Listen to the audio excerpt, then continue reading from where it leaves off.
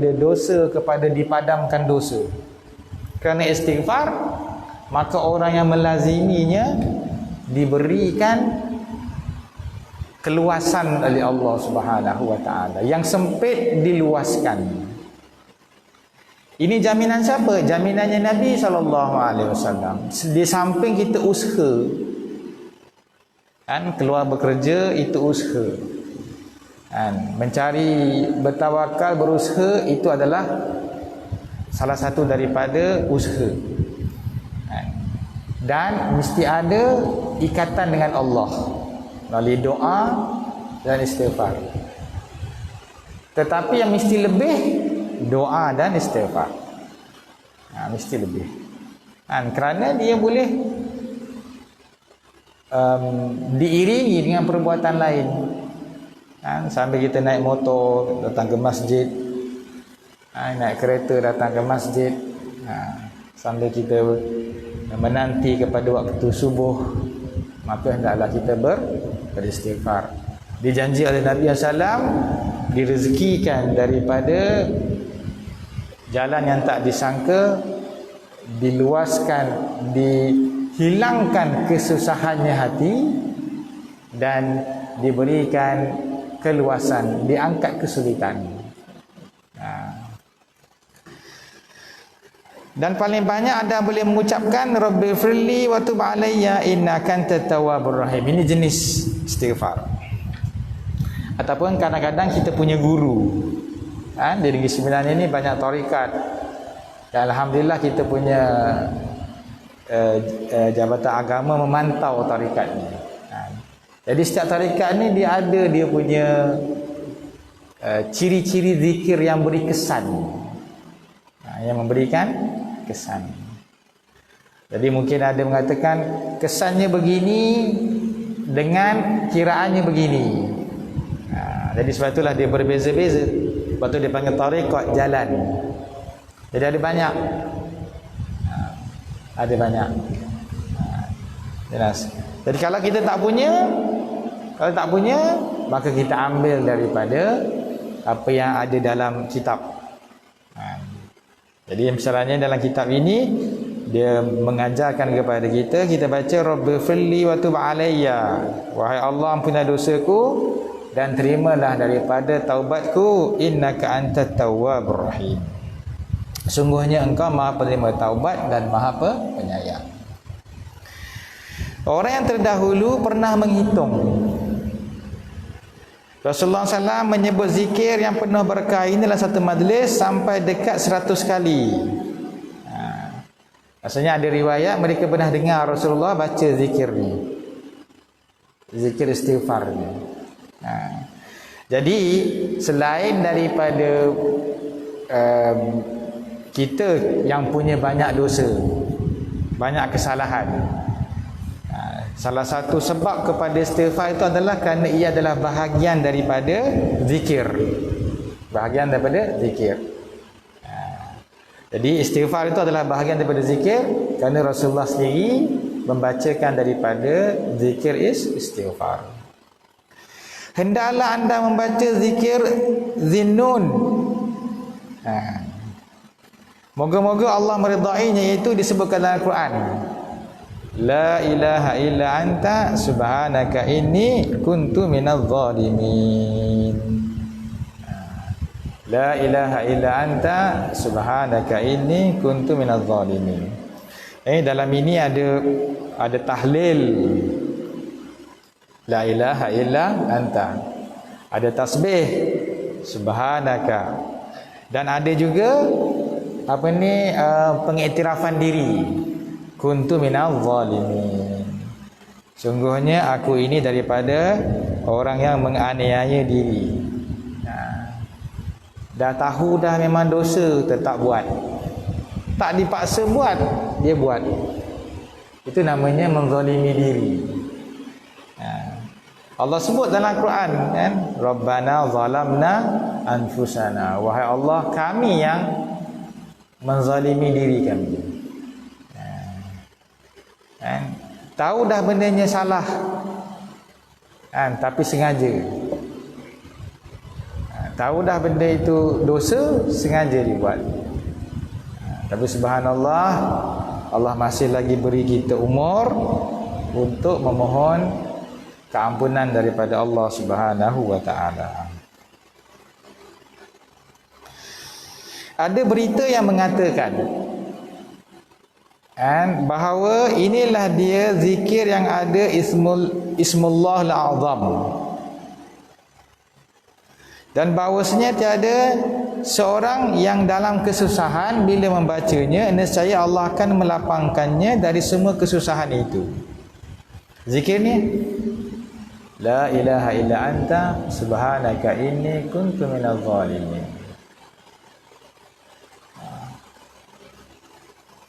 Kepayahan apa? Kesusahan apa? Apa-apa. Apa saja kepayahan, kesulitan. Jadi minta daripada Allah melalui zikirnya ini, nescaya Allah akan melapangkan. Sebagaimana Allah telah jadi zikir ini ada dalam Quran. Maka dengan zikir ini Allah juga menjawab bahawa kami, yakni Allah akan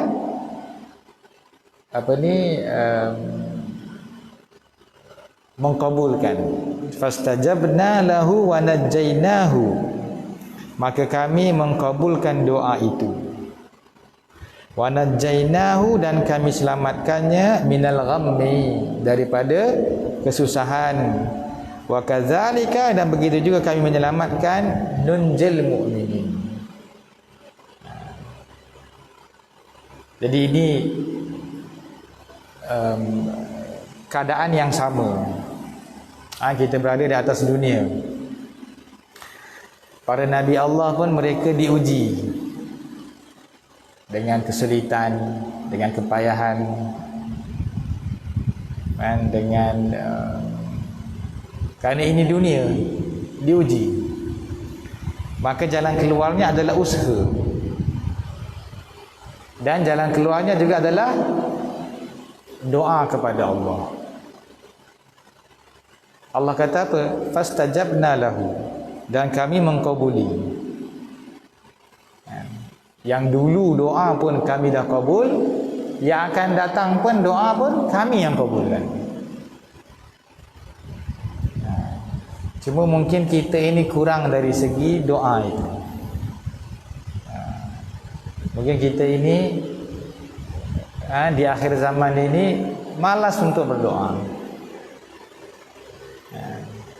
Maka kata Allah, wa najjaynahu, dan kami selamatkan daripada gham, daripada kesusahan.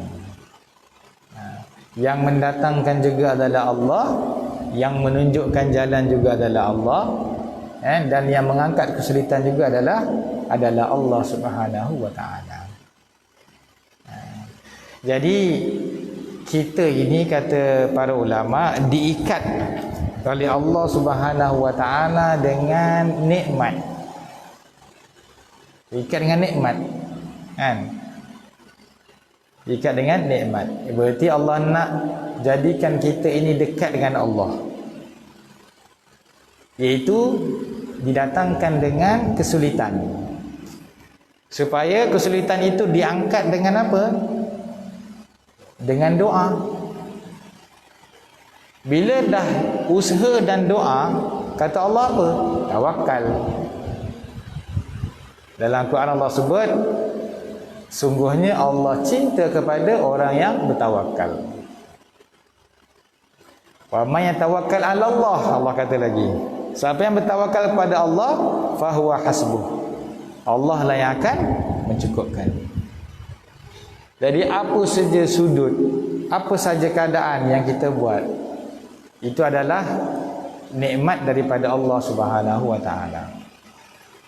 Menjadikan pintu kita bertawakal, menjadikan pintu kita beristighfar, menjadikan kita pintu berdoa kepada Allah Subhanahu wa taala.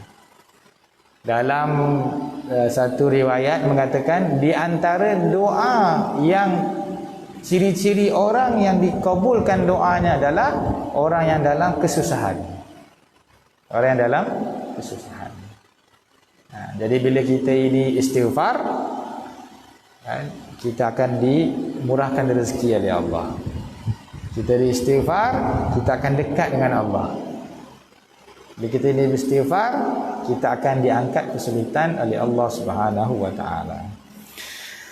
Baik, 172. Raja dan khauf.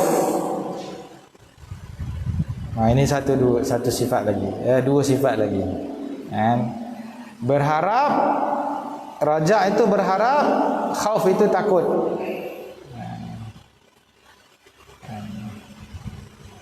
Berharap dan takut. Hendaklah anda memperbanyak harap berserta takut. Dari dua-dua ni mesti ada. Mesti ada dalam diri kita. Dan memang tabiat tu ada. Berharap dan takut. Sifat takut, tabiat takut tu memang ada. Takut kepada binatang buas, takut kepada orang yang kuat. Jadi takut yang sebaiknya. Jadi takut tu ada tanda. Takut tu ada tanda. Dan takut itu ada kesannya. Ada kesannya. Jadi takut kepada Allah, kesannya adalah kita akan menjauhi daripada maksiat. Menjauhi kepada maksiat. Berharap kepada Allah, kesannya adalah kita akan sentiasa memperbaiki ibadah kita kepada Allah. Jadi kadang-kadang takut tu hilang. Bila kita bercampur dengan orang yang tak takut, campur dengan ahli dunia, hilanglah takutnya. Dan harapan khauf rajak tu pun akan hilang. Jadi majlis ilmu ni lah, dan zikir. Tadi itu bab zikir kan, istighfar. Membanyakkan daripada istighfar itu adalah zikir. Itulah yang menjadikan kita ini istiqamah. Kalau hilang sifat takut tu, kalau kita istighfar, dia akan datang balik. Hilangnya sifat berharap itu, kalau kita ini melazimi daripada zikir, dia akan datang balik. Itulah Rasulullah sebut man lazima, hendak siapa yang melazimi. Maksudnya apa? Kena selalu beristighfar, kena selalu berzikir. Kerana zikir itu maksudnya ingat kepada Allah. Kadang-kadang kita lalai. Hendaklah anda memperbanyak harapan berserta takut. Kerana kedua sifat ini termasuk semula-mula hasil keyakinan. Dan Allah telah menyifatkan dengannya para hamba-Nya yang terdahulu. Lalu dia berfirman, sedangkan dia adalah sebenar-benar pembicara, ulaika yad'una yabtaghuna ila rabbihimul wasilata ayyuhum aqrab wa yarjuna rahmatahu wa yakhafuna 'adzabahu inna 'adzaba rabbika kana mahdzura. Jadi dalam ayat ini Allah sebutkan dua sifat ni. Mereka yang diseru yabtaghuna ila rabbihim, mencari wasilah jalan kepada Allah, ayyuhum aqrabu, yang mana paling dekat, wa yarjuna rahmatahu, dan mengharapkan daripada rahmatnya.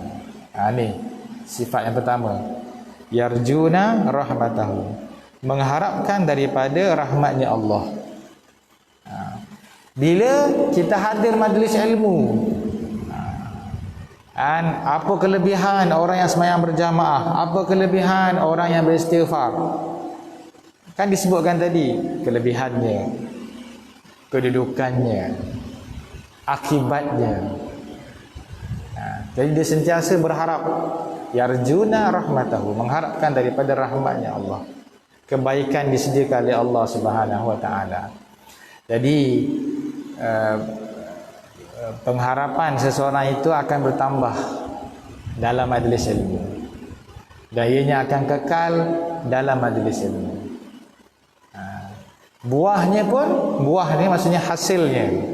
Bila kita menanam sifat berharap itu, maka kita akan dapatkan buahnya juga melalui majlisnya ilmu.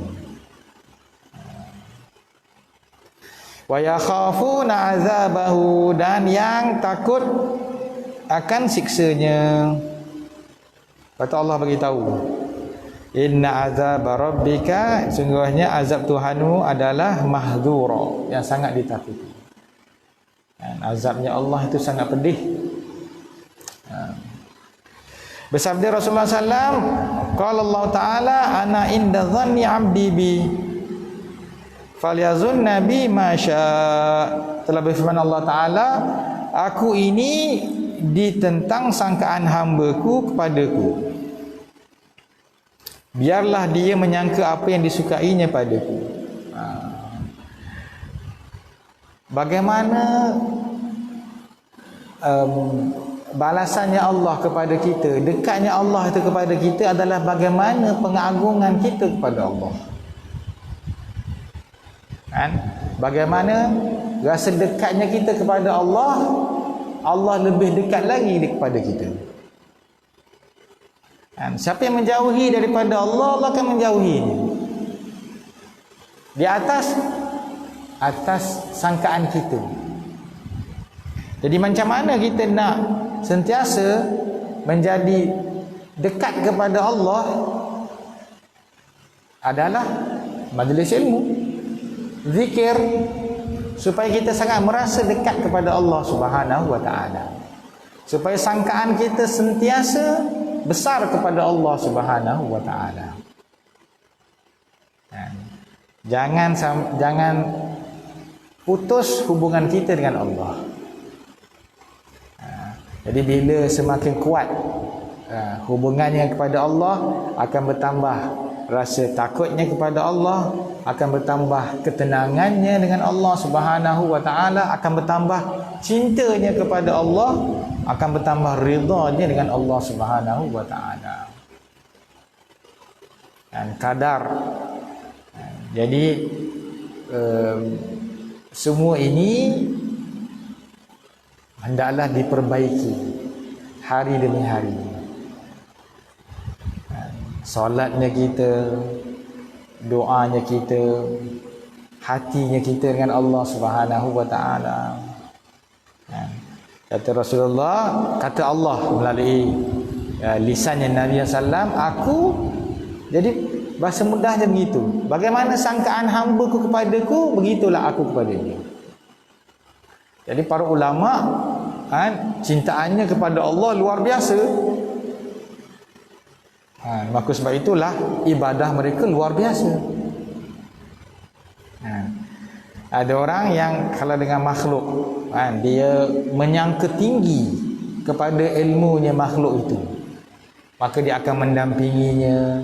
Dia yakin dengan dengan makhluk tersebut, orang tersebut, kerana berdasarkan ilmunya, keyakinannya. Jadi apatah lagi kalau kita letakkan ilmu kita semakin tinggi dengan Allah, mengenal kepada Allah, kemudian tu dihiasi dengan zikir yang boleh mengikat kita dengan Allah Subhanahu wa taala, maka semakin dekatlah kita dengan Allah. Dalam hadis kursi yang lain, Allah telah berfirman, wa izzati la ajma'u ala abdi amnaini wala khaufain. Demi keperkasaanku dan kebesaranku, ini sifat Allah, aku tidak akan mengumpulkan dua keamanan dan dua ketakutan bagi hamba-Ku. Jika dia merasa aman denganku di dunia, aman, dia tak ada rasa takut dengan Allah, nescaya aku akan takutkan dia pada hari aku membangkitkan hamba-Ku. Di dunia dia tak ada rasa takut dengan Allah. Apa larangan Allah, dia tak ada rasa takut. Dia tidak hidupkan hatinya rasa takut kepada Allah. maka kelak nanti di akhirat, di hari perhitungan, Allah akan datangkan rasa takut yang luar biasa kepada dia. Dan jika dia takut kepadaku di dunia, nescaya aku akan amankan dia pada hari aku mengumpulkan sekalian hamba-Ku. Jadi kalau di dunia dia rasa takut kepada Allah, nanti di akhirat, di hari perhitungan, dia akan diamankan oleh Allah pada hari yang penuh dengan huru-hara. Manusia takut. Yauma yafirru mar'u min akhihi, masing-masing melari menyelamatkan diri. Yang anak sudah tak hirau dengan ibunya, yang ibu sudah tak hirau dengan anaknya. Ketakutan luar biasa dengan keadaan di sekeliling. Tapi ketika itu Allah berikan keamanan kepada orang yang dulu di dunia dia ada sentiasa rasa takut kepada Allah Subhanahu wa taala. Jadi di dunia ini kita mesti ada rasa takut kepada Allah. Jadi tabiat takut tu memang dah ada. Semua orang dah ada. Tak ada orang yang tak ada rasa takut. Mesti ada. Mesti ada.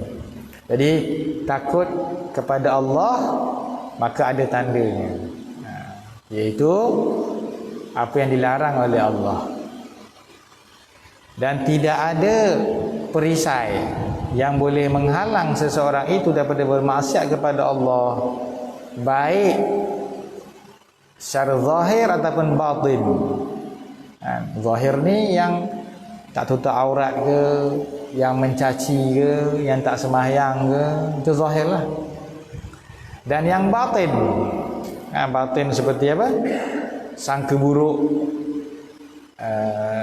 sombong, riak, itu dosa batin, melainkan ketakwaan kepada Allah Subhanahu wa taala. Jadi orang yang bertakwa adalah orang yang takut kepada Allah Subhanahu wa taala. Jadi majlis begini. Alhamdulillah kita pun dah buka majlis ni. Kali terakhir kita tu Ramadan. Ramadan kali terakhir bertemu sebegini.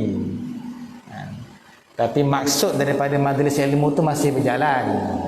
Iaitu walaupun secara online, tapi maksudnya tetap satu. Maksudnya tak satu, itu hendak kepada Allah Subhanahu wa taala. Jadi walaupun kita tak bersemuka, tapi maksud daripada majlis ilmu tak apa, halaqah ilmu tak apa lah, ingat kepada Allah. Itu maksudnya. Jelas. Jadi insya-Allah kita sambung lagi insya-Allah pada pengajian akan datang dalam kupasan yang lebih lagi tentang apakah raja dan khauf dan bagaimanakah untuk mengistiqamahkan sifat berharap dan takut kepada Allah Subhanahu wa taala. Wallahu a'lam. Bismillahirrahmanirrahim. Alhamdulillahirabbil alamin. Wassalli wasallim. Allahumma rabbana atina rabbana hab lana min azwajina wa dhurriyyatina. Allahumma rzuqna mutaba'ati nabiyyina Muhammadin sallallahu alaihi wasallam. Zahiran batinan birahmatika. Alhamdulillahirabbil alamin. Kita sedekah kafarah setelah